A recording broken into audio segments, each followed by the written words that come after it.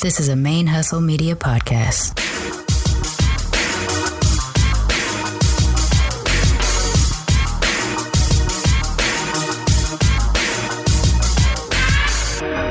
Yo, this is Sharmane from the Single Simulcast. And when I'm not making you laugh or making up parody songs, I'm kicking back, listening to Militantly Mixed. Hey y'all, welcome to Militantly Mixed, the podcast about race and identity from the mixed race perspective. I am your host, Sharmane, aka Mixed Girl Maine, and I am coming to you from the middle of the night. So if you listen to both Blurred Comics and Militantly Mixed, then you heard earlier this week that I had a sick cat and that I was very emotional and sad about it, and that we spent the day with them in the hospital and everything. Well, today, another one of my cats, I do have 5, another one of my cats got sick. So we were in the emergency for totally unrelated reasons.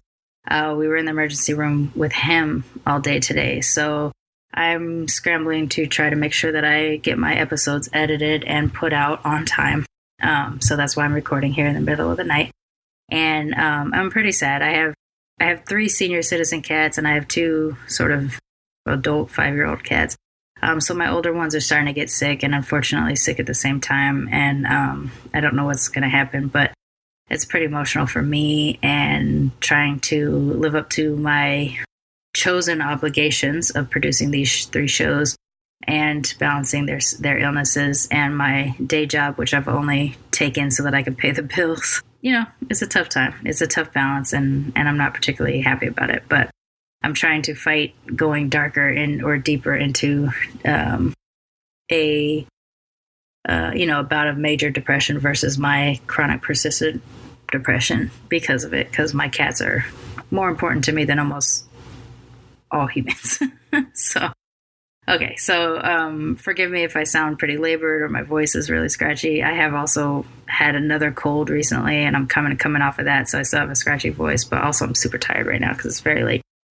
But anyways, I am continuing on in this Black History Month and wanting to try to curate episodes that are geared towards all aspects of Blackness. And I guess in particular, possibly the Black American experience, because it is very nuanced here in the States. My guest this week is B. Johnson. She is a biracial woman. Her mother's side is German. Her father's side is Black, Lakota Sioux, and possibly a little bit of German in there too.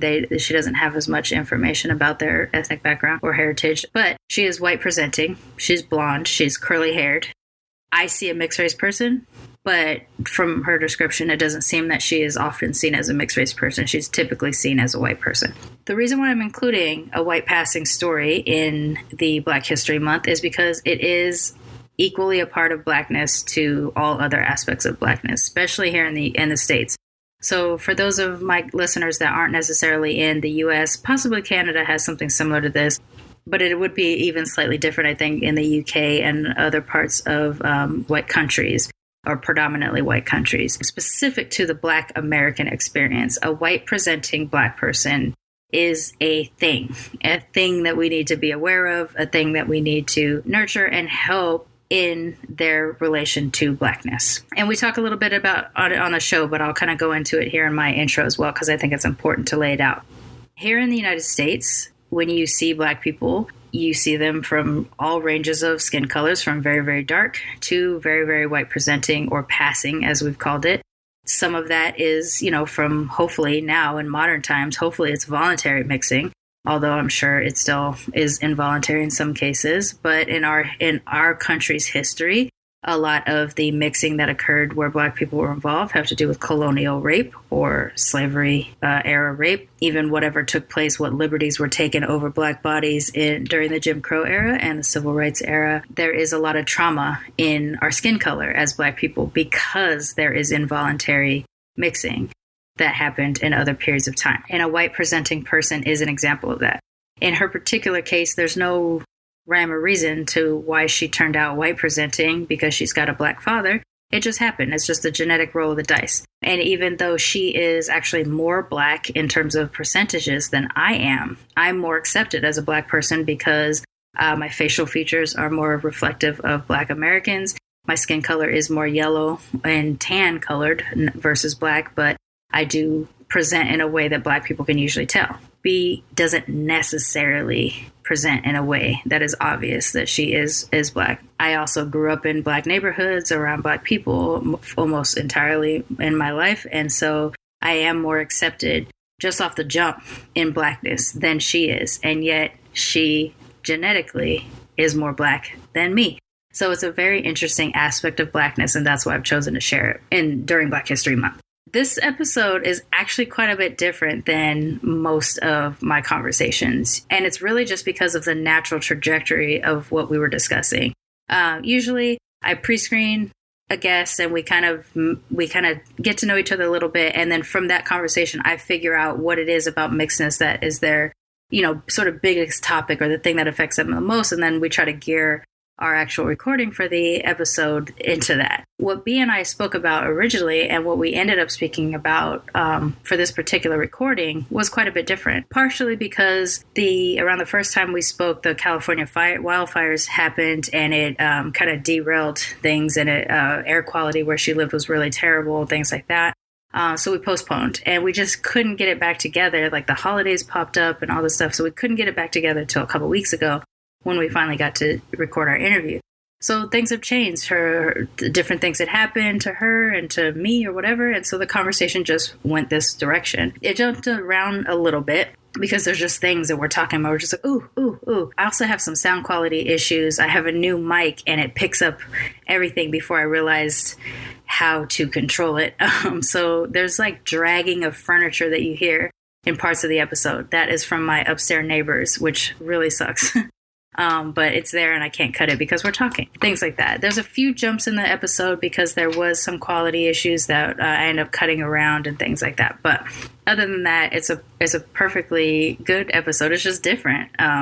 There was times when I was so affected by B's own, I don't want to call it resistance because I think that's too strong, but this is actually very common in my experience with the guests that I've had that have the white presenting skin tones and things like that, is this sort of self-denial of allowing them to be in Black spaces. Like they're almost doing it to themselves, both to not make Black people feel uncomfortable, but also to not experience more trauma, not bring more trauma on themselves for, and I'm doing quotation fingers, invading Black spaces. And it's now that I've heard so many of these stories and I didn't have access to this before, I was just so overwhelmed by it. And I think I ended up talking way more on this episode than I normally do. I usually do sit back and, let my guests talk most, they're talking about their experience and I insert where it makes sense. But in this case, I think there's big portions of this episode that I almost dominate, which I do kind of feel bad about because it is more about B's experience, but also, and you'll hear it,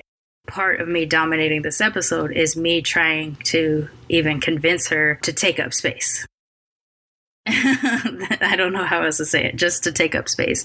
Because I think that's a unfortunate position that white presenting mixed race people find themselves in, is that they don't necessarily feel that they either have permission or they don't necessarily feel comfortable taking up space, any kind of space within diversity or inclusion. And I don't want that to happen to them anymore. I mean, now that I've been doing this show, I've learned so much about various mixed race experiences, even ones that are completely different from my own. And I'm learning new things all the time. And the more I learn, the more I want all of us to feel equal in having a space to occupy. So I do that in this episode more than I've ever done. And I'm apologetic about it because I take up some of B's time, which is sort of counter to what I'm telling her to do. But at the same time, I felt like she probably needed to hear it. Any of my white passing guests from the past probably need to hear it. And any of my possibly white presenting audience members need to hear it. Fucking take up space. Be your mixed ass self. Do not put baby in the corner. Just get on out there. Unfortunately, because of your presentation, you might have to show your credentials, which I don't think is fair for you, but that just may happen to happen. But once you do it, I just be out there and live your mixed ass life. And I even quote it, even though roughly and really poorly, actually, Shirley Chisholm's quote about when there's no chair at the table for me, I bring my own. Just drag your own chair to the table and start being a part of the conversation. I understand the inclination not to take up somebody else's chair. Definitely don't take up someone else's chair, another person of color's chair, but drag your own chair. Even if you got to sit at the side, like drag your own chair in there. This is my feelings now. So that's why I include it in the Black History Month curation, because I think it's an important aspect of mixedness. All right. I think that's all I feel like I probably should lead into the episode. We'll let the episode speak for itself once we get into it. What other things are going on? I don't know. Personally, my life is a little overwhelming right now, but show-wise, I've got great guests coming up. I've been connecting with a lot more people, but now I'm getting inundated again. That being said, don't forget to follow us on our social media. We haven't had that many new follows in the last couple weeks, so we got to get that out there. Share, retweet with your friends. Let everybody know that we're out here on Twitter and Instagram at Militantly Mixed. On Facebook.com/militantly mixed. I am getting a little bit more engagement on the Facebook page, which is awesome. I think I'm going to start introducing some actual topics of conversation. So if you want to get engaged, maybe it's something based off an episode that we had, or maybe it's just something based on what's going on in the world. Obviously, right now, this is a disaster of a Black History Month with the blackface stuff that's been going on lately. More Black trans women being murdered, and the sentences for the people that are caught for their murder is really, really small in comparison to other murder cases. It's just not making any sense to me. The incident that is now coming into question about what happened to Jussie Smollett from Empire when he was attacked in Chicago at the beginning of the month. Just so many crazy things going on. So we just need to be, I don't even know what we need to be. We need to keep on things. We need to look after each other, and I got nothing else to say about it right now. I'm tired. So we'll talk about we'll start introducing topical things that we can get some more involvement in on our Facebook page. Other than that, as you know, this is a fan-sponsored podcast. With your donations to Patreon, the monthly donations, we actually are still covering our hosting, and a little bit of savings are actually developing so that as we get more material, more content, we can start doing more things. So that's great. And then we also have the PayPal, or so Patreon is patreon.com/militantly mixed. And then we also have the paypal.me/militantly mixed for one-time only donations. You don't have to only do it one time. It's just not a scheduled sponsorship for month to month. And that is paypal.me/militantly mixed. When we have gotten those donations there, those have helped for sort of emergency things or getting new swag and things like that, new equipment. I've upgraded the microphone recently, so hopefully you can tell the difference there. And yeah, that's about it. I think we're good. Without further ado, please help me welcome B. Johnson.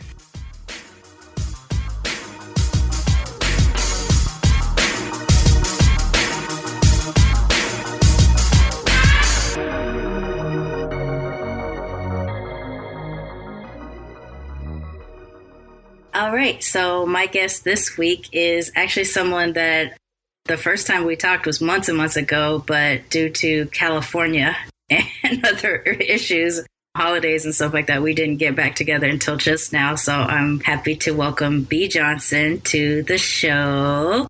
You found us because, like a lot of us, you needed mixedness and you needed to get in touch with other folks like you. So let's get into why don't you share with the audience a little bit about yourself, introduce yourself, and then let's get into it. Yeah, awesome. Thank you so much for having me. I can't believe that I'm here after finding it in the middle of the night, like searching on Facebook, just searching hashtags like biracial, help me, please. I'm lost.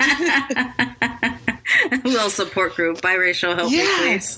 and here it is. And I love it. It's so awesome. A little bit about me. Let's see. My ethnicities have sort of been developing throughout my life because I have been given new information the older that I got. So if you want to get technical, because I have not yet taken my DNA test, I am definitely half German. My mom is completely German. She came from Germany when she was 7. And we have tons of traditions and, connections to family. And I still have family back in Germany. And we have German candles on our Christmas tree. And it is like super German over there. Tenenbaum, right? Yes. Yes, absolutely. Yeah.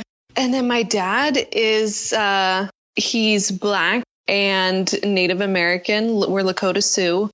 And apparently there's also some German sprinkled in there as well, which I found out when I was 17 or 18. I mean, I guess I should have known because he is kind of on the lighter skin side, but I did not know.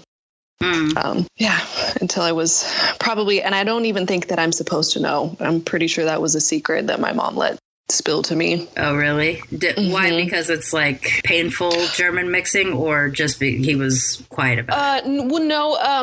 My paternal grandfather died when my dad was really little, and then my grandma got remarried and was raised by my grandpa, who I thought was my grandpa the entire time. He raised my dad from the time he was a year or two old, so he's the guy, and he's super black. Like, he's from Birmingham, Alabama. There's no question of what's going on there. But apparently my dad's biological father had some German in him. So my grandma says. Oh. Yeah. So a little bit more German than I had previously suspected. I mean, I guess it's good if it's German. I already know all about it. Yeah. Yeah, I guess it's less like an investigative or, oh my gosh, it's thrown my whole identity out of whack or anything like that. Yeah, I mean, we'll save that for when I take the DNA test. I've had it for a year and it's been sitting in the kitchen and I just can't bring myself to take it because I don't know what it's going to say. And it's been such a journey to try to make peace with where I am right now that, like, I don't know. I haven't taken it yet. I think you had said that when we first spoke months ago as well. So just for, I guess, a little bit of background, it was middle of the night one night. You're dealing with, kind of like identity and mixed race connection and stuff like that. And you go on a search and you stumble on the Facebook page, or do you stumble on the podcast itself? It was the Facebook page. Yeah, it was the Facebook page, and I just kind of threw something out there about how I think what I said, just to jump right into it, was that I always felt like if I had presented differently and like darker, that maybe my dad would have stuck around and been more involved in my life, because my dad is mixed when my mom is German, and I was raised by my mom, and my dad has been sort of in and out of the picture pretty consistently, more consistently out than in. Right.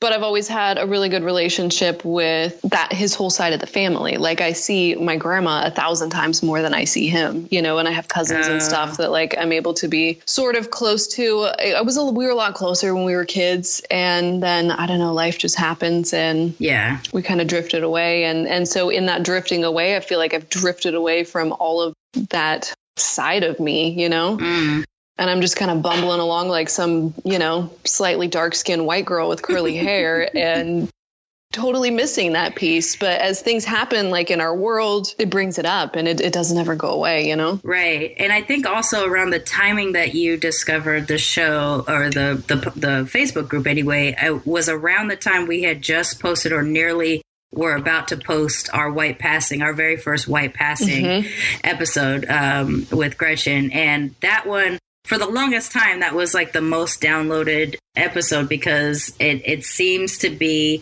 more so than I ever knew that white passing biracial black and white folks are out here just like, who am I? Yes. And so you and a few others, some people who have actually been on the show and some people I'm still in talks with trying to get on the show, have all said a version of, especially if they're whichever parent is their black parent, if I were darker, they would have bonded with me more, or they would have been here, or something like that. It is a very common thing that I've been experiencing. And you are the flip of me in that, I mean, we're both lighter skinned mixed girls, but like, I had a black dad that was around, but he was self-loathing black, even though he moved us to the hood and we were always around black people and things like that. He always reminded me what not to be. Don't be that black. Be, paler, I guess. And so, like, for me, I always wanted to be darker because I kind of wanted to be. I wanted to fit more in where I grew up, but I find that more beautiful than paleness, and I also connect to it more. But I'm not. Yeah, man, you want that black girl magic, right? I want that black girl magic. And I think there's also a little bit of, because I have I had such a cantankerous relationship with my dad. If I were darker, then maybe he wouldn't want to be in my life. So I have Like I had the flip of your experience. But it's interesting to hear how, gosh, I swear, every time you hear a privileged person say that race is not that big of an issue, and then you talk to one of us. Oh God, it's a huge issue. It's such a huge, there's so many facets of our day to day that most people wouldn't even realize connect, especially for us mixed folks, connect to our mixed race identities. We're not enough of, why can't I be more like, why can't I look like this? What's going on with my hair? We have so many elements of our day to day that ends up connecting to who we are. And then on top of it, which family members give a shit about us and which ones aren't cool because we're mixed. That's a whole nother aspect. Right. And lives. Then the thing about it is that when you are so white presenting, it's all happening inside. And, nobody else sees it. I mean, certainly occasionally I get called out and, it's like the boost for, like you said, it's for like a day or a week. It's like my boost for like the quarter or 6 months. I'm so happy. But on the flip side, have always had kids telling me, like when, I'd say that I was, mixed or half black, because that's what I thought I was when I was little. I thought I was half black. They tell me, no, you're not.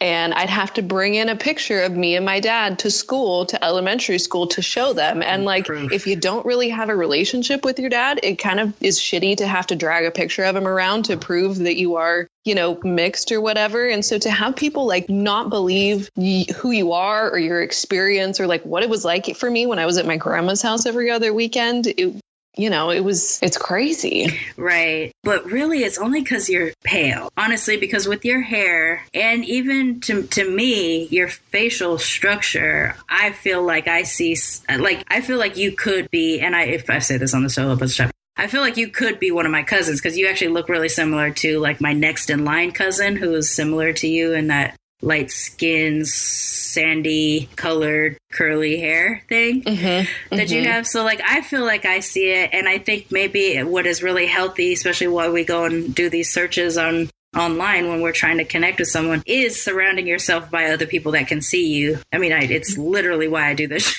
show. Yeah. You're just bringing them in. Yeah. It's just I'm just collecting. It's kind of my little Pokemon game because I was too old for Pokemon when it came out, but I understand it. I get the concept. You got to collect one of each. So I want to hear what it is for you so that I can just be a part of it. Hey, talk about it, help be a person that can connect, because that's the thing that has been giving me life about this show. And from our conversation early on, and then also our Facebook messages back and forth, I think that was a thing that you were just in that space, that particular night, you needed that. Yeah, I think it just comes with a lot of questions. It's always been questions and trying to figure myself out and trying to figure the family out and, figure out what's going on. Learning how to code switch as a baby and, talking differently to my mom than I did to my grandma and trying to figure out why. No one could figure out why I wouldn't talk when my mom was dropping me off. I was super quiet. And then as soon as she left, I go out and play with my cousins. Oh, so she couldn't hear you black it up? No. No, there was never any of that, and so I don't, obviously I don't think that my mom really cares for my dad very much. And she dropped me off at my grandma's house all the time. She's raising me as a single mom and, needed the time to go to school, or to be perfectly honest, I have no idea what she did. She just dropped me off there and I loved it. Right. But it was just a completely different situation. My mom is just the quintessential white woman, she's a vegan right now. Not that that's specifically a white woman thing, but we're trying to come out black vegans. We're trying to be there. You go. But she goes jogging and, she's so white. She's so white. And, in everything, and to go to my grandma's house where my cousins were over there and my aunts and uncles and, they're playing gin rummy out in the backyard and the kids are running around. And I had so much more freedom there because my mom was super strict with everything, with what I did and with my diet. And over at my grand's house, I was just one of the many cousins just running amok and nobody really gave me a second look. And I was certainly the whitest kid there. I mean, I think I sent you a picture of me at my cousin's birthday party, and it's just this tiny little white face in this like sea of people, you know, but I didn't know. I had no idea, you know, they all loved me. Nobody cared. Yeah. That's a precious time before we realize that. And I've tried to make a personal pledge to stop referring to us as different or realizing we're different, and tried to put the difference on the monoracial people. Like, you guys are different. But I'm trying to not do that, but I'm about to do it here. Like that time before we realize that we are different from the people around us and we're just happy and blissful. Yeah. You know, and a lot of it, I think, especially as you grow up and you start to question like what's going on and who you are.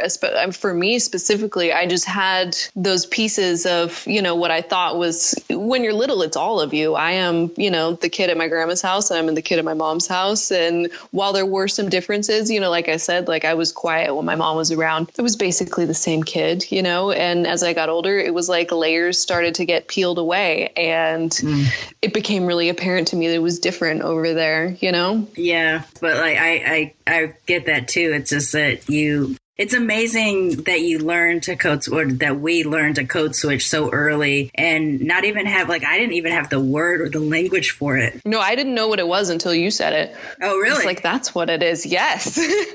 Like, I'd seen it done, certainly. God, it always bums me out when somebody like puts a Becky voice on for me. I'm like, no, don't. I don't want the Becky voice. Oh, no. Oh, that's probably a whole different experience for you too, versus what it might be like. Like for me, the hardest part about, if I were even to attempt to hide my blackness, is my name. You know, I mean, you technically have a name that is very popular on the black side. I don't know if that's your dad's name or your mom's name. That's my dad's name, yeah. Your dad. So, you know, we have the same last name. But my maiden name is Franklin. And so, like, hearing Sharmane Latrice Franklin shouted across the neighborhood, no one was going to be surprised to find out I had a black parent, you know? Right. So if I'm in a workspace and I'm surrounded by white people and I'm using my Becky voice, it is even more confusing because they're like, how do you look like this, but have a black name, but also talk like a white person? You know, like there's a whole series of problems that happen when I go into a space. Right. You got to be a chameleon, you know, you're sort of everything and nothing all at the same time. Right. And in your case, like, because if someone's not trying to find it, they'll just go with the white or whatever. I get it. I understand that happens. I mean, if we had met on the street, it wouldn't have happened. In fact, I mean, I don't know if we said that, if we talked about this, but the mixed version of Punch Buggy, where you see another mixed person and you're just like, I got you, you know, like I see you from across the way. You know, if I had walked past you down the street, you'd probably get a furrowed brow while I'm going, she looks like she's incognito. You know, like I'm wondering what's going on there. But it's so funny because I feel like I live in like the North Bay area, like north of San Francisco, and it is white here. Like the diversity is not around. And so I feel like I get it more because when I'm out walking around, like the people of color that I see who are out walking around, we're like, you're looking for each other, you know? Right. But it just doesn't happen that often because there aren't that many black people here. Do you ever get called out by white people that you don't look quite right? Oh, yeah. White. Shit. You don't look quite white. Yeah, definitely. And it's, you know, it's the standard, like, what are you? You're so interesting, you know, tell me about your heritage. Like, where are you from? Okay. And, you know, yeah, but usually not. Usually it's just sort of glossed over. And also, I mean, maybe this was like, I feel like this is like a school thing because it doesn't really happen so much, or maybe adults have learned how to like mind their manners a little bit more, but to straight out tell me that I'm lying when it happens to like I out myself as mixed, that's kind of stopped, thankfully. Yeah, I guess that is true. I used to get you're lying, but I don't get it anymore. But I wonder if that's weird. It's because when you saying it reminds me of adults telling me I was lying when I was a teenager. But now that I'm an adult, I don't hear people say that. I think people are have just gotten a little more tactful because I know, I mean, like my boyfriend had no idea that I was mixed until I told him. He wasn't even the least bit like, no, I don't even want to lose this language, right? Like the least bit suspecting that you weren't just a white girl, quote unquote? No, I mean, he thought maybe a little something Latin, obviously, because that's what we get, you know, but no, he was floored and, you know, didn't care, which is nice. He's a nice guy, you know, but like we've been talking about this a little bit, and he was asking me, because we live in such a predominantly white area. He was like, what? Because we were like talking about, you know, the show and my experience, and we just started talking about it a little bit more because he knows all about it now, and was saying like, what is it? Like, what do you do that's mixed? Because I don't see you do anything that's mixed. Oh, you know, what would even that be, though? That's a very strange question to be confronted with. It was a super strange question, and it took me a really long time to think about it. And that's because the answer is so obvious, which is that everything that I do is mixed, because I'm the one who's doing it. You're, you know, mixed, like everything that comes in through my eyes and my ears is run through my mixed ass filter. Yeah. Always. Well, you got to that answer a lot quicker than I would have, because I would have been focusing on I would have taken it in the defensive route, where I would have been like, well, what do you do that's white? Or, you know, I did. Okay, no. I'm telling you how it happened now, but it took me like 2 weeks and I was pissed. Oh, wow. Yeah, it's a shock. What do you mean? Yeah, that's identity is a bitch, man. I swear, like, as stable as I come off about my mixedness, and I'm just like, look, I'm a mixed as fuck person, and there are still things that trigger, and it's one of the few times in which I think using the word trigger is appropriate. I really hate how overused that word is, but in this case, it's certainly a trigger. If someone either questions how obsessed with race I am, or questions my blackness, you know, something like that, and I get really defensive, I'm just like, I'm still ready to be on edge about some of these things. And yet at the same time, I'm also super duper grounded in my mixedness. Like before, I was a black girl who was mixed. Now I'm a mixed girl who is black. And those are very different things to me.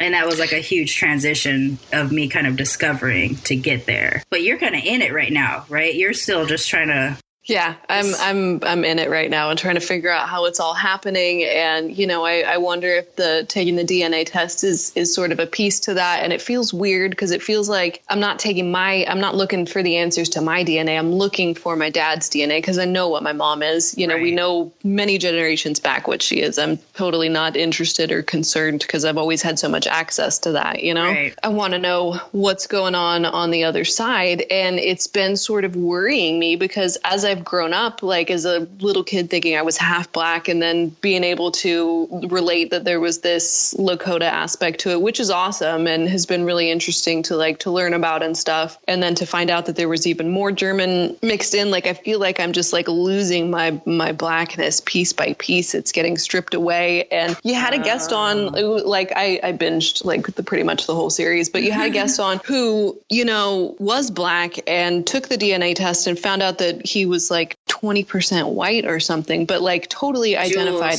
Yeah. As a black man. And I'm like, man, like not even the black people are completely black. Like it's okay. It's part of our trauma. Yeah. Right. It's, you know, it's okay. And like for me to be mixed and, you know, like even you, like, I don't know, I see you as, you know, like you said, like you view yourself as, wait, how is it now? I used to view myself as a black girl who was mixed, and now I view myself as a mixed girl who is black. Right. I can explain one day what that is, but, you know, these episodes are about y'all.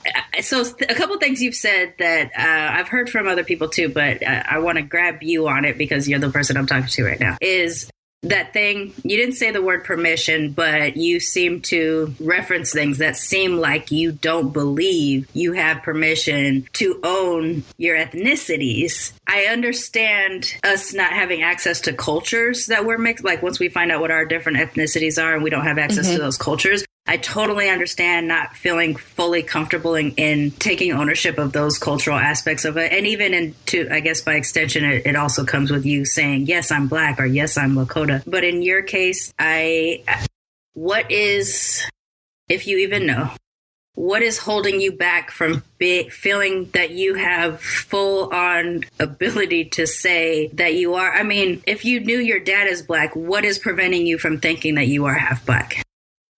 I mean, the math of it, certainly. And I guess a little bit of how I was raised, because I wasn't raised by my dad, like at all, pretty much. I was raised by my mom. And while I grew up in an area where, you could get to the hood, you could drive to it, and that's where my grandma was, like I lived in like rural, like farmy sort of like, white girls with horses area. And that was what I grew up with. And that's who my friends were. And I had one mixed kid in school with me in like elementary school and junior high. And, he and I got along great, and I loved his parents. They were super nice, and I really liked his dad, and he was darker than me, and his dad stayed. And so maybe that's when I figured out that like, I was, which obviously isn't the case. Like my dad has a whole host of problems, and he's an alcoholic, and it's not like he's, taking care of other kids who happen to come out darker. And that's the other thing, is that I have 3 sisters on my mom's side. They're my half sisters, and they're completely white, but they're like my sisters, and I've been raised with them and everything. But that's sort of my family, and it's white over there,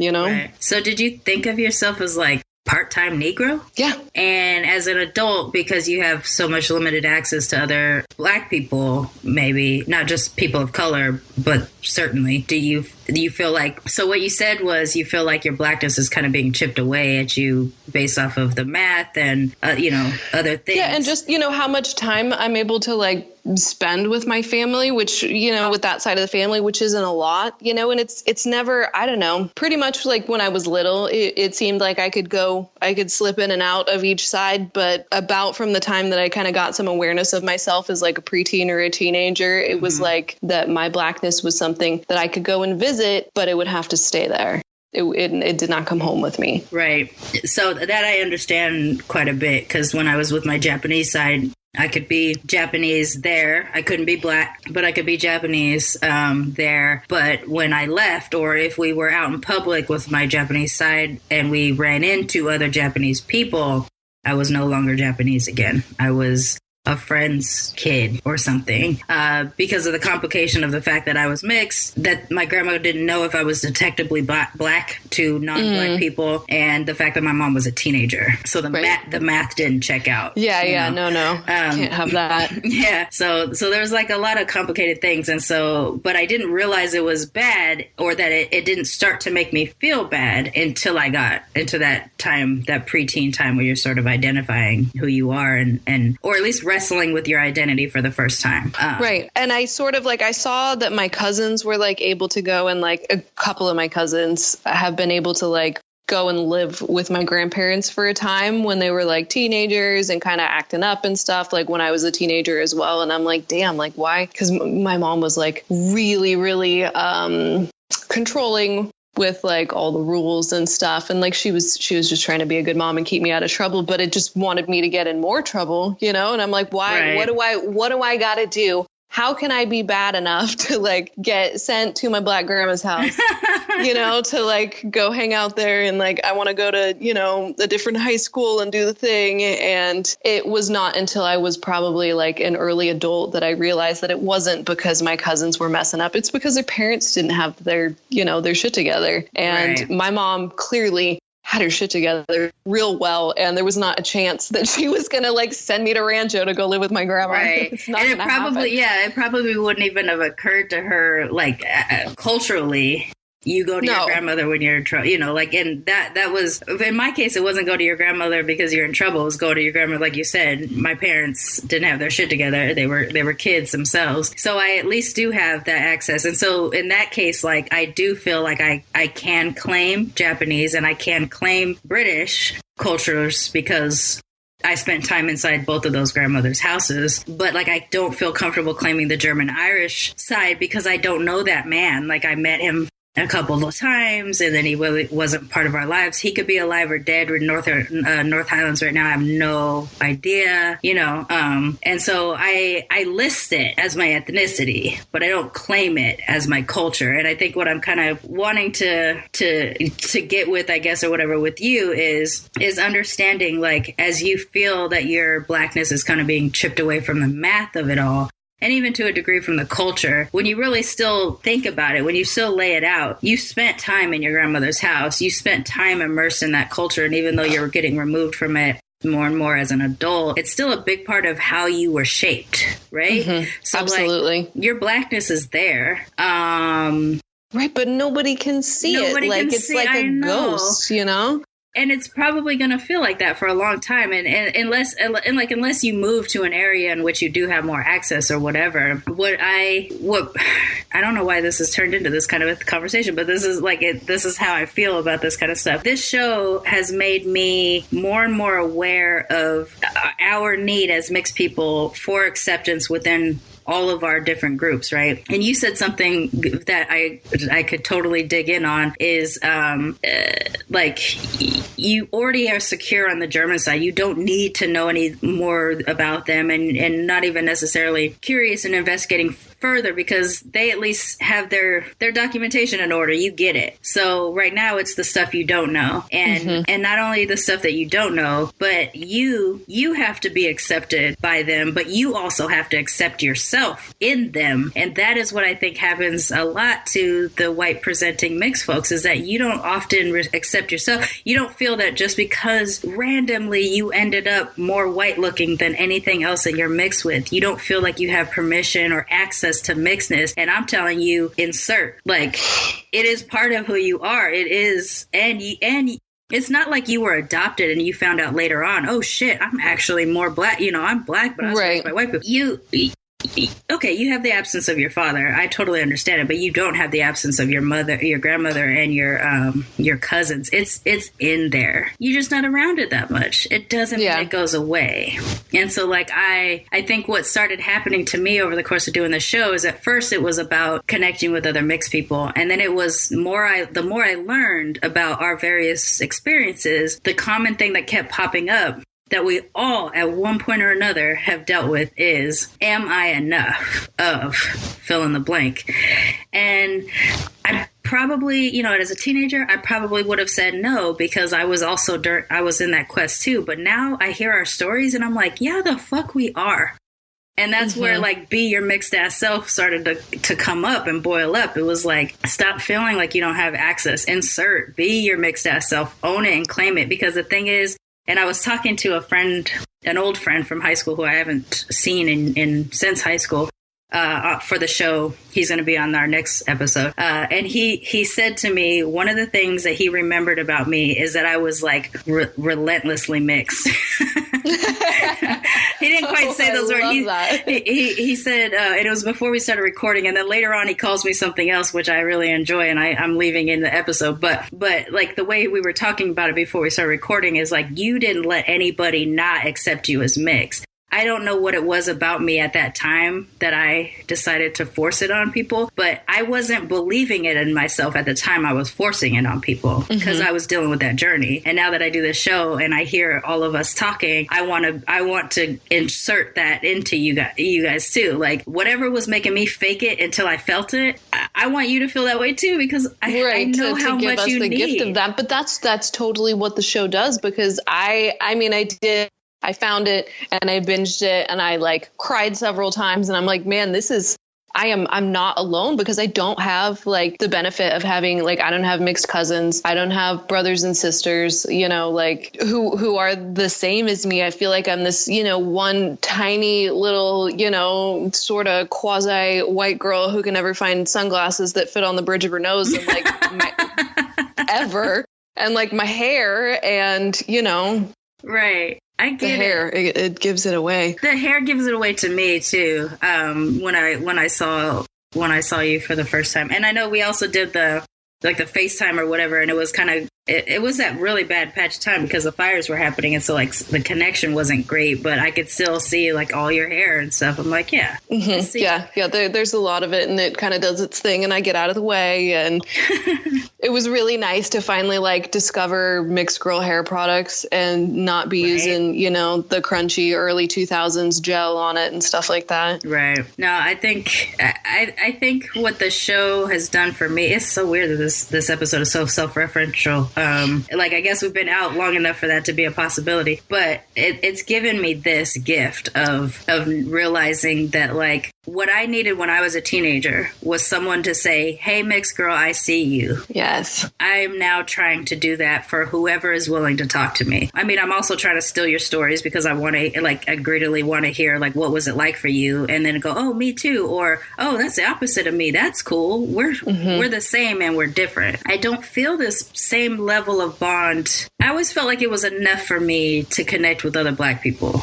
And it was like, as long as they could see me even a little bit, our experiences were going to be the same. But as I get older and I realize our world is such that, you know, I'm not going to experience the same kind of harassment by the police as my darker skinned counterparts are, you know, or even though I have a name that I don't always get passed over for a job. Once someone sees me, I can see the relief in their faces when they see me, right, knowing that they've seen my name and they're trying to figure out, how does someone with that name have that resume? And then they see me and they're like, whew, you know, I've seen it. I've seen it so many times. It fucking sucks. But like all those things that I needed as a teenager, I realizing that there was literally nothing. And also I was a teenager pre-internet. So there was literally no place for me to go unless it was other mixed cousins or other mixed people at school. And we just happened to bond on this. But I'll tell you, in the hood, none of us wanted to be mixed. None of us wanted to tell, you know, we wouldn't want to dime on each other. We just like, let's just be Black. Okay. Let's just be Black. And so like you on the flip of that, where I think you and Gretchen and Rebecca, also another episode,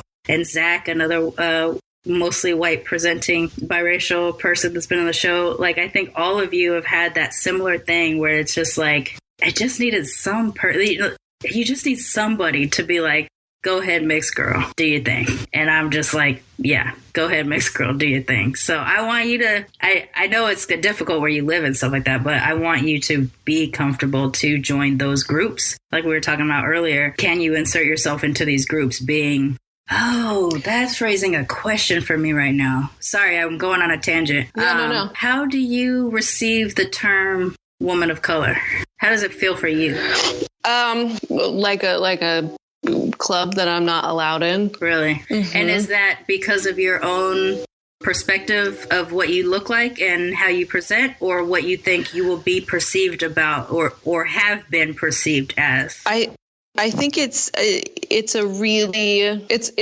position that I have not had the trials and tribulations to, you know what I mean? Like I can't be in that club because I'm not profiled. If I'm pulled over, I'm fine, you know?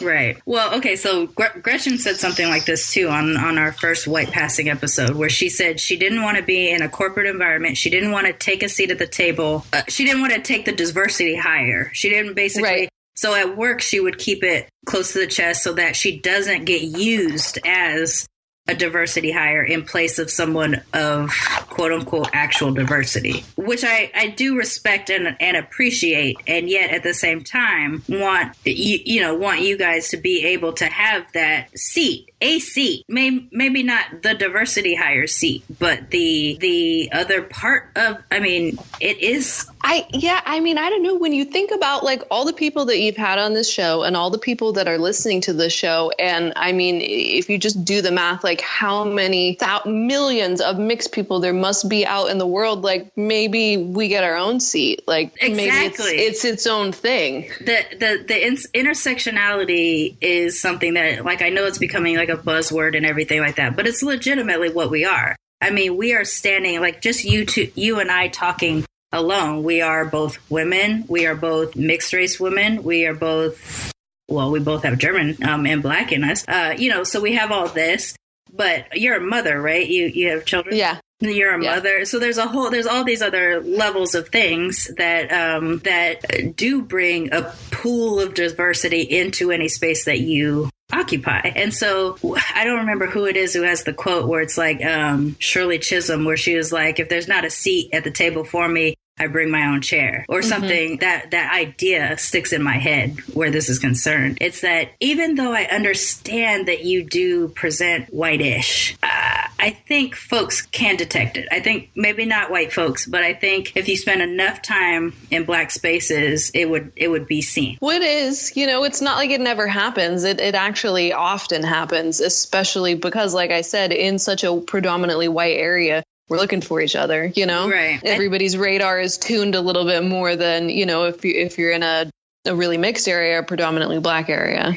The thing about the Black American experience specifically, in terms of all Black people on the planet, specifically to Black Americans, you know, our Black stories are complicated. There's not going to be many, even dark-skinned people who have been here for generations. There's not going to be many that are going to come out 100% African ancestry. Mm-hmm. You know, we have colonial rape, we have slavery rape, we have you know, then it becomes Jim Crow era, then it comes up, you know, the civil rights era, stuff like that. We have all of that going on. And then later on, like in my time, we have voluntary mixedness. So like our stories as Black people are complicated, and you should have more seats in the discussion than just those who are able to identify as fully Black. You know, and there's the other part of our history being stolen from us. So forget the fact that like as full grown ass women, we have parents that maybe not were a part of our whole life, you know, forget that is a thing, because that's just one other element of our story. You know, there's also, if I do start digging, am I even going to be able to find what I'm looking for? There's the fear, like, and I had that fear deeply, and it's what took me so long to take the DNA test as well. I don't want to find out I'm 9% African, because my whole fucking identity has been based off of me being Black in my mixedness, you know? Right. So I was terrified. I actually was. I made jokes about it. And I even made a joke about it on an early episode of the show. Like I spit in the tube already, but I don't know. But what happens if I come out like 9%, 13%? It's going to fuck up my identity. It actually would probably have messed up my identity. I don't think I would have been able to change at this point though, because like I did grow up surrounded by Black people in a Black family with a Black father. You know, you're not going to be able to take it all the way away from me. But the genetics would have messed with me a little bit. Now that I'm post DNA exam and I know my story to a degree, you know, I know my ethnic mapping. The math is not impacting me that much. At the same time, I still come through at about 23% African ancestry, which was like, whoo, I didn't know it was going to be, like, I knew it should have been close to 25 because I'm a quarter Black. But in this case, getting just 23 was like, oh, thank goodness. We're more Black than I you know, was anticipating, you know. And I know, like, I think a lot of us have this same kind of thing. It's like, because somebody that I did interview for the show had sent me a message, and they were like, my DNA came back like 79% or 69%, whatever it was the 9, right? And it was like, why couldn't it have just been 1 more percent? Like that 1 more percent, that round number would have made me feel would have changed better. It. And now so I get that, and I'm not letting the math part affect me as much as the culture, because I think mixed race identity isn't just the skin color. I think it has to be the culture too. Yeah, I feel like that's part of what makes it so confusing, you know, because I have that piece and nobody else can see, you know, what it was like for me to be a little kid. And, you know, you just kind of walk around so unseen all the time. Right. And feeling like you don't belong. But I think that there's really something to this, like to the mixed seat at the table, because I have made my peace with the not having the Black seat. You know what I mean? But I said, when like my boyfriend asked me, like, what do you do that's mixed? Everything. Everything that I do is mixed because I'm the one who's doing it, you know? And that's actually like one of the most awesome things to come to, even given that you still occasionally are dealing with your identity. The fact that you are, at least at that point, everything I do is mixed. That's one more step to being like, yes, I'm a woman of color. Yes, I can join in at that. I understand too that you would probably be facing it in a variety of different issues, like your own personal view of yourself, the person who can't see your mixedness and therefore doesn't accept it, or the person that says, yeah, I get it, you're mixed, but you won't have it as hard as me, because I've gotten that several times. Right. That I've stopped letting bother me, because I know that I have my own trials, you know, my own version of it. Well, okay, that's not fair. I won't say that it stopped bothering me. It definitely still kind of bothers me. But I'm not letting it dominate my decisions about where I try to insert myself, I guess. It's just this whole idea of like enough. Like, when are you going to be enough? When are you going to be Black enough? When are you going to be mixed enough? Like, seen enough? You know, I think that like the trick that is we're always chasing, you know? Yeah. And I think the trick is when you decide. And that is what takes forever. That's what takes until we're 40 or 50 years old. We're just like, fuck it, I'm enough. Right. But like, yeah, I mean, I'm 41 now. And I'm there. I'm like, yeah, I'm enough. I still wish I was darker, but fuck it, I'm enough. Here's my experience. I don't need to show my credentials. I still do show my credentials on occasion, but you know what I'm saying? Like, for the most part, I'm just like, I finally accepted it for myself that I'm enough. And I wonder if someone had tried to instill those things in me when I was a teenager, if it would have made an impact, or if I still needed to go through the sort of trying on of races, you know, until I felt comfortable. I don't know. But what I would like to know is that that opportunity is possible, because it wasn't possible when I was growing up. So now, is it possible for all of us to adopt a mixed kid that is going through it, you know, whether they're related to us or not, and just be like, hey, kid, you're enough. Whichever identity you go with is fine, you know, blah, blah, blah. Yeah, because I feel like often their parents, like, they don't see that, you know, you think about, you can have the idea maybe of what it's like to be mixed as a monoracial parent, but you don't know. You totally don't know. You know, really we gotta buddy up with these kids, you know? Yeah, it's almost like wanting to do like a big brother, big sister program specifically for people who are raising mixed race kids, and be just like, look, you're not going to have the tools. Because even me, both of my parents are biracial, and they didn't prepare me for shit. Like, they didn't have the language because their parents didn't have the language. And by the time they had me, they were teenagers. So they didn't even have like life experience to prepare them to deal with raising a mixed race kid, let alone the mixediest of mixed race kids, like triracial, you know, kind of a kid who, you know, like you said, from a baby, you're code switching, and you don't even know. It's just inherent because you have to. You identify early on, what is the code I'm supposed to be right here. And that's an amazing tool that we do have. I assume monoracial people have a version of it too, but to the degree that we do, yeah, probably not. Yeah. Maybe. I don't know. I mean, yeah, maybe it is. And maybe primarily, and, you know, I don't have a problem saying this, maybe primarily any person of color has this certainly more than a white person. Definitely more than a white person who grows up in privilege. What switching do they have to do ever? You know, code switching is a double-edged sword. Sometimes it works and it helps us feel comfortable. And sometimes you're watching Obama go from Iowa to Virginia and code switch, and you're like, no.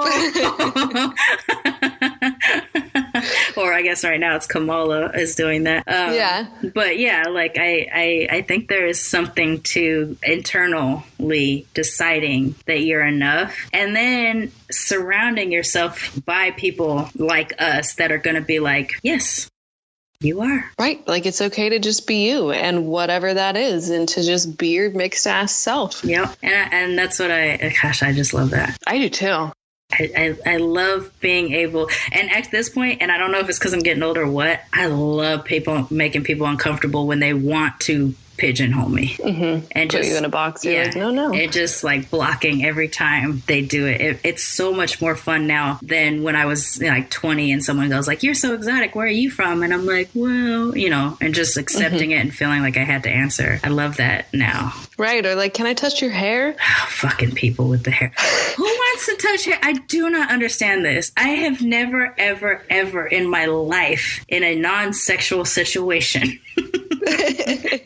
wanted to touch somebody's hair. I don't. It's a weird thing. It is a weird thing. It's so, or at least maybe even going further, a stranger. I have never ever wanted to, in a non-sexual way, touch a stranger's hair. Like, no, course, me neither. Like when you're a kid, you're like, braid my hair. You're like, okay, I'll braid your hair. You know, that is different. Right. But like walking up and being like, hello, exotic, can I touch you? You know, what the fuck is that? Yeah. I don't. It makes you feel like you're in a zoo. Yeah. And that is a big part of the mixed race experience, is feeling like even from the side we identify with the most, when they other us, you're like, fuck, I can't go nowhere, you know? Because as much as I love being accepted and seen as black, the second a black person reminds me I'm mixed, that no, it ruins my day. Like even now it can ruin my day. And yet and here I am proudly mixed and having a podcast about being mixed. But if a black person's like, yeah, but you're mixed,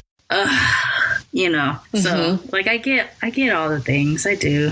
But at the same time, I want to be just like slashing those away and not letting them penetrate any of us. And I'm trying to use my show as a way of doing that. So I think they just must not know like what they're saying, you know, maybe they're just curious, you know, like, what are you? Can I touch your hair? Like, you know. But still, like, can you put yourself in that? Can you, like, even if you're trying really hard, can you put yourself in that position where you'd be like, you're so different from me. I want to touch you to figure out that you're like, I can see that you're different from me. Why do I need to touch it? No, I certainly, I don't know. Maybe that's just because I have my own bubble that I like to stay in and I don't need other people like in my bubble. And I don't know. I guess I'm not compelled to touch strangers. Yes. I'm not sure why people think that they have access to, like, at least they ask, I guess, right? I guess better than the ones that just touch. But a lot of them are asking while they're reaching out for you. Oh, totally. And in those cases, totally.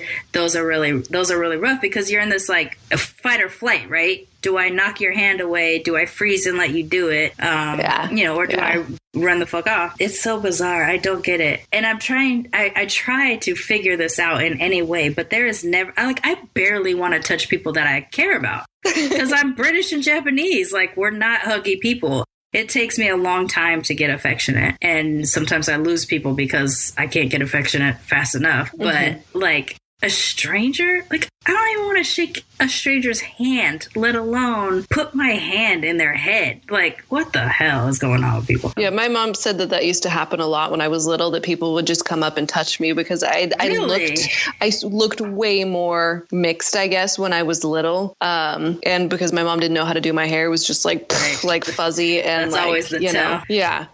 My aunts tried, bless them. They're like, you need to do something about, you know, her hair. And she's like, no, it's fine. It's fine. Yeah, I swear every time. It wasn't fine. Like, I look at pictures and I'm like, Mom, you can't brush it. Oh, Stop. Gosh. And all the broken, like, how much healing your hair probably would have had to go through to just, like, be healthier as you got older. I swear, every time you see a little mixed kid with the fuzzy head and you're just like, oh, white mom, like, show me your white mom. Take me to your white mom so that I can take your white mom to a black salon. Yeah, it's so sad.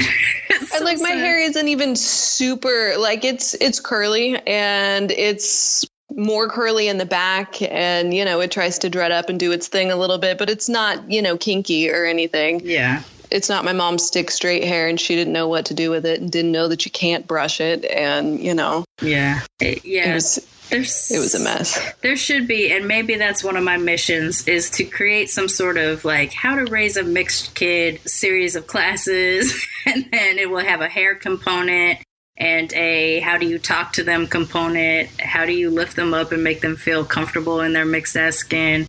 Right. And like, bless her heart, she tried, and like, because she got me the black Cabbage Patch doll, but like that doll didn't look like me either. You know, it was a black Cabbage Patch doll. I'm like, thanks, I guess. You know, it was my favorite, but yeah, it wasn't what I was looking for. You know, you're just craving anything that even remotely. But yeah, these types of things, and it's nice. Like, gosh, it's so nice to talk to other people that have this type of thing. Like, it's just another way of feeling not alone. I think the common theme of mixedness is being alone, because even when you have siblings that are mixed, like my brother and I have a totally different mixed race experience, and we cannot communicate about it. He doesn't like to talk about it. Right, and you were like raised in the same house by the same people and just came out completely different. And he's white and I'm black. Basically, that's kind of how we turned out. And I make a joke that it's because of our names. I bleep his name out for the show, but his name's and I'm Sharmane. So like, duh, you know, like, duh that we came out the way that we are. But I almost feel like our names profiled us in some way, shape, or form. Like, it just decided, like, you're going to be the white one, you're going to be the black one. Enjoy your life. Enjoy never talking about it to each other. But yeah, it's just, so what? I don't even know if this is an actual question. Like, what keeps you in the space that you're in? I don't know that I'm being kept in the space that I'm in. I think for a long time, I was sort of just trying to like live and survive and raise my kids and do all that. And I didn't really have the luxury of looking to like discover myself sort of, or even any idea of where to start or how to start. And like addressing my relationship with my dad is super painful. And I didn't really want to do that. And I can't think about that I can't think about my mixedness and my blackness without thinking about him and, wondering what it would have been like if he was around and if it would have been any different. And so, I did a lot of shoving of that, and I'm finally sort of in a place in my life. My kids are a little older. It's a little easier to parent them. And I'm sort of having my, I don't know, like second puberty or something where I'm kind of figuring myself out like, oh shit, here I am. I'm a grown up, like, what am I now? That I've kind of slowed down a little bit. And yeah. How are you with describing the mixed identity to your own kids? Because I think you said they're pretty white looking too, right? Yeah. Their dad is white, and they're both pretty white looking. They both tan up pretty dark in the summer, like real dark. Like darker than me, one of them even. And she's got darker hair, and they're both getting curly hair as they kind of get older and start to enter puberty. They're both getting curly hair. So I'm interested. I'm watching and I'm interested to see what happens. But I'm super open and honest with them. I mean, they've met that whole side of the family. They know what it is, but they don't see it every weekend like I did, Right. And I mean, it comes up during Black History Month and, that kind of thing. Yeah. And that was always my sort of running joke in school was like, which half of Black History Month am I going to celebrate? Am I going to do the first half or the second half? Or like maybe this year I'll go every other day. Oh, man. So the other day somebody posted, and then my mixed friend sent me this with the message, "This is not funny." And it was a picture of Uncle Ruckus from the Boondocks cartoon. And it said, "You mixed ones get to celebrate Black History Month until February 14th. And I told that to my husband, and he instantly laughed at it, which I expected that he would, because he grew up primarily white, but he's white and Arabic. And I know that he doesn't quite have the sensitivity to understand why that would bother me or why it bothered my mixed Black friend too. It's just like, it's a yet another reminder that even though we're part of the family, we're not enough. We only get half the month, or whatever. And like, part of me wants to laugh at it, and part of me also is hurt by it. And I think that's like the common thing about anything related to mixedness, is that part of it always hurts. Right. And I mean, that was sort of like, that's not something that I would say today. I should clarify, like as a kid growing up, that was sort of my kind of joking, trying to way. Yeah. And it was like, I'd have to like sort of like come out of the closet every year. You know what I mean? Like pop my head up like a fucking groundhog or something. Like, I'm here. I'm Black now. Let's do Black history. Yeah. I have tons of those types of things. And there's some that I even have I still start to say. And then I catch myself and I'm like, am I still saying this? Like, am I okay that I'm still saying this? Is this still funny? Was it ever? That's the other thing. Right. And if they still make me laugh, okay, that's funny, but is it my responsibility to not perpetuate those types of things because of what it could do to the next mixed person that someone encounters?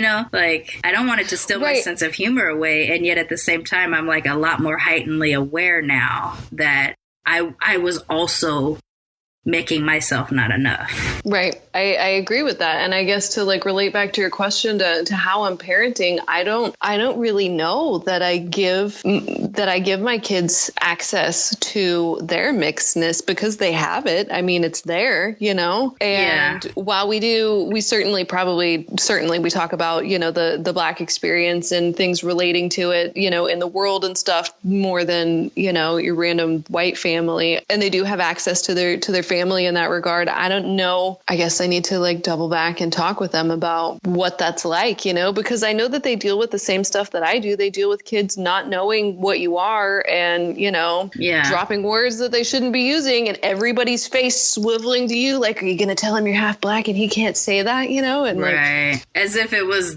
being half Black was the whole reason the other person couldn't say it. Right. Like, and I'm like, what's wrong with the rest of you guys? Like, you should say, hey, you should know. Right. But they haven't quite hit that age yet where they're dealing with their identity, where they're even questioning it at all? They're getting there. They're 11 and 13, and they're steadily climbing that ladder and figuring it out. They got all their own stuff to deal with as well, with their dad and everything. So, well, that's the thing too about that precious time. It was like you're already, just by nature of the age, you're dealing with your identity. What kind of teenager am I? Am I the jock? Am I the hot one? Am I popular? Am I a dork? Whatever the thing. And then you throw your race in there too, or your mixed heritage, and whether or not you are comfortable repping for any particular part of your ethnic group, or other people knowing, like you said, coming out of the closet. I've asked that question to a lot of people, like, how often do you come out as mixed? And then they're just like, what? Because it's just a jarring question, like, oh shit, I actually do that every day. Yeah. Yeah, you probably do. And then on top of it, to just be like other people influencing whether or not you're comfortable being yourself. That's a big part of our... It is, because there are some people where I just like, I don't even want to go there. I know you see me as white, and I just don't have the bandwidth to try to convert you. You know what I mean? For you to see me. I know you're not going to see me how I want you to see me. And so I just don't even want to go there, Yeah. And that sucks too. Like that we end up having to swallow that kind of stuff, And that, I guess that's, again, goes back to that whole creating my own little mantra for myself, is just like being my mixed ass self and not letting that. But it's so hard sometimes to get. It is. But I think it's something that I'm sort of being able to be more braver and braver to sort of do that, because somebody has to do it. Otherwise, nobody's going to do it. And, if I, now like every day am more, being my mixed ass self, like if I'm not going to do it, then what is this, 15, 16-year-old girl going to do, when she comes across this guy who doesn't know what a mixed person looks like, or, or anything like that. Like somebody's got to say something, and it should be us. Yeah, I agree. Yeah. I think this is the time for that to be a thing, because certainly no one's going to do it for us. And why should we wait? For it's not like we're going to, there are only more and more mixed people coming after us, Right. Yeah. I think it's going to be a thing. I mean, I hope it is. I mean, because right now, like, mixedness is such a strange thing, right? As it stands, mixed people, there's a lot more famous mixed people doing first time things than monoracial people, I think, or maybe not a lot more, but Obama, they keep calling him the first black president, but he wasn't a black president. He was the first half African, half white American president. He's a biracial president. He's a multicultural president, because he also grew up in Indonesia and Hawaii, But I think that's kind of part of the problem, is that I don't think that mixed kids know how deep their bench is. Like, all these people are mixed. Like, the media and like other people may be labeling them as black or as Asian or as something else, but like they're mixed like you, They just are getting stuck in this pigeonhole, but that's not the case, know? And when and I wonder if this is, you'd have to tell me, I wonder if this is more something that a biracial person would have to deal with than like in my case, being multiple racial, whatever, multiracial, is once someone decides, well, I guess this probably happens to you a lot. Once someone decides what you are, you just have to be that. And if you dared, if Obama dared to correct people every time someone called him a black president or the first black president or whatever, that would kind of reduce his credibility, I think, with a lot of people. Halle Berry, they called her the first black woman to win Best Actress, but she's also biracial. She claims black, which makes sense because of her presentation. Her daughter is a quarter black and looks white, but I think she presents as mixed, I mean, maybe I have different filters, for people, but... Yeah, I mean, I see her as a biracial person or a light-skinned black person, but like light-skinned black person could mean all kinds of things. It could mean biracial person, or it could mean that 4 generations back, a person in your family was raped by a white person, there's so many. Right. So why should you have to claim that then, Yeah. So that's another part of complication, is if it's involuntary mixedness, can you just say, no, I'm not this thing. I'm this, and this is what I'm going to be. I think there's room for that. But if it's voluntary mixedness and you're like, I know I don't look enough like blah, blah, blah for you, but for me and my experience, I am.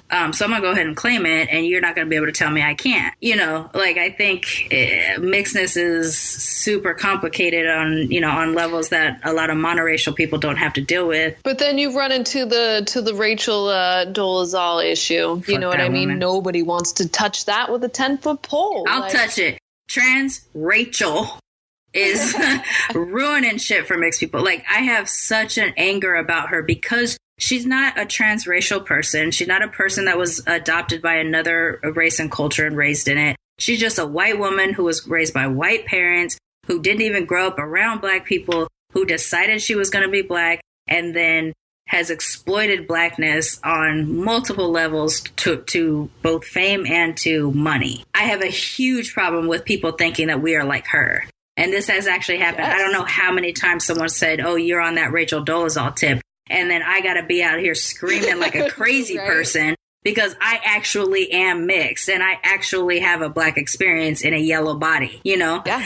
And she's, oh gosh, every time I hear her, I just like, oh, there's nobody I've ever wanted to take down more in my life. Honestly, there's nobody I've ever wanted to take down. There's a lot of other people where I'm like, you're problematic and I hate you too. But in her case, she's fucking shit up for me directly. Exactly. No, I know. I totally agree because it's like now I'm like, can you just like, why'd you got to do the thing? Why you got to have the curly hair? Like she right. kind of looks like me, you know, especially for the white presenting and sort of blondish, sandy blondish, because she kept that kind of hair color or whatever, especially for y'all. I assume she's even more problematic. Public enemy number one. Right.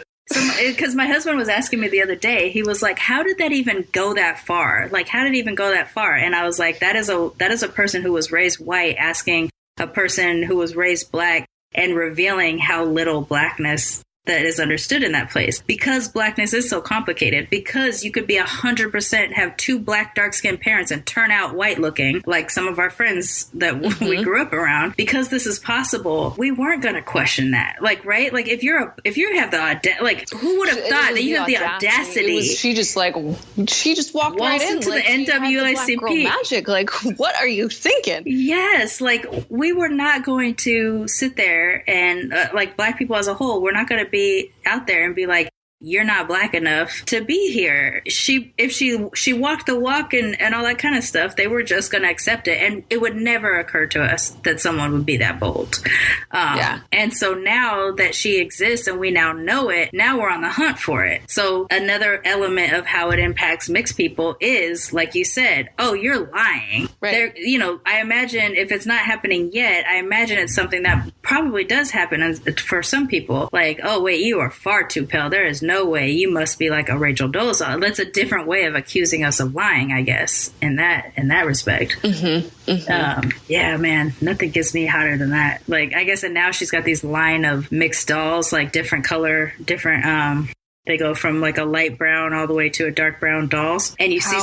and it's so shitty because that is something that makes kids need. Why are you the one making money from it? You are not the person who needs to earn $1 for doing this. Like, she basically, I think the good that she did was make us aware of how important it is to investigate where we put our dollars. Like, it's totally unrelated to what she actually did, but it's part of the awareness she raised now. It's like, now I got to actively make sure that I'm putting my dollars in as many black and brown places as possible. Yeah, I guess I didn't think before that like somebody could really take it that far. You know what I mean? And like how that even happens. And now I feel even less like I want to, put a toe out and be like, hey, What a negative impact that she has on you, because you don't want to... I don't ever want to be confused with that. You don't want to be confused with that. But I think also even deeper, you don't want to inflict the pain that she inflicted just by your visual presence,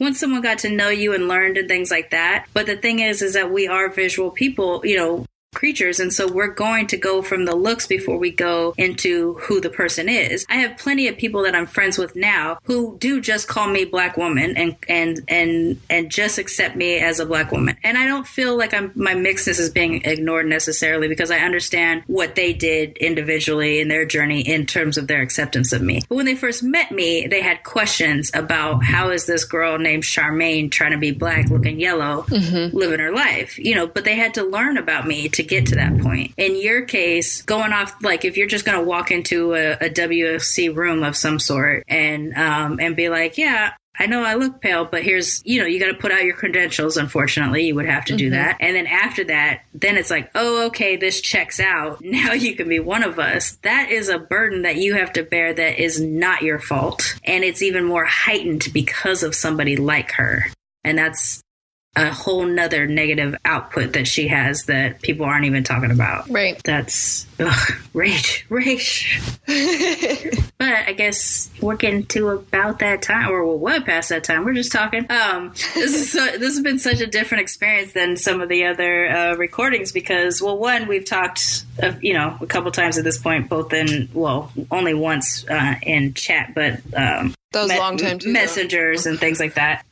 But also, like, the show is such a big part of the show itself is such a big part of how you're involved now versus just some random person that I connected with and was like, hey, I have a show. So it's a different experience. It's kind of neat to be able to talk to someone who has that much exposure to the show. And I hope that it is a healthy and safe place for you to be when you're both on the show, but also listening to the show. I hope you do feel represented and that you have it whenever you need to make that connection. Absolutely. I mean, there is literally not an episode that goes by that I don't find something that I'm like, that's me right there. Like, I see you, and isn't it crazy? And often things are different, which is cool too. But every single episode, there's a piece that I can pick out that resonates with me and feels familiar. Yeah. And I've never had that. I've never had that in any other place or experience or anything like that. So it's super special. Yeah, that's awesome. I'm glad that it's had that impact, and it's just another way for me to reinforce like why it's important to keep it going, that we're out here needing it. And, if I feel this way, there's got to be more folks out there that feel this way. And I think you're definitely proof of that. So before we wrap up, is there any parting words or last thoughts that you have? I'm sure we can find tons of other things that we can bring you back for. So we're going to get a lot more return people over the course of this year. But do you have anything? No, I just want to thank you for this space and making this possible. And, I think that while being mixed has all sorts of, confusion and questions into it, it's also, I think it's pretty special. I mean, I would certainly prefer it to being monoracial personally, because I have so much more to pull from. I have so many more people that I can identify with and, resonate with, like mixed people, German people, Lakota Sioux people, Black people, it's sort of sprinkled throughout everywhere. It's given me all these ties to all these different people that I can, meet and share experiences with. And I think that's pretty cool. I think you kind of answered the question that I was starting to forget. No, I totally forgot to ask. And then you started answering it. And I'm like, oh, good. She's answering the question I forgot to ask, which is just, what do you love about being mixed? I think that is a big part of what we get out of it, certainly. Well, thank you so much for coming on and working with me schedule wise and everything like that. I do hope that you come back and yeah, I will. I know we've got other stuff that we can talk about. Yeah.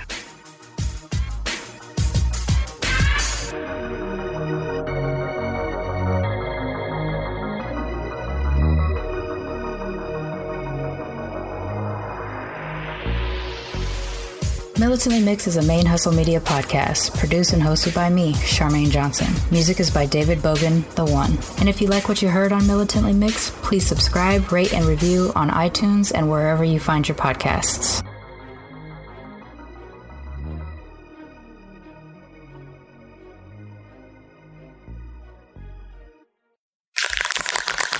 ManeHustle Media. Turn your side hustle into your main hustle.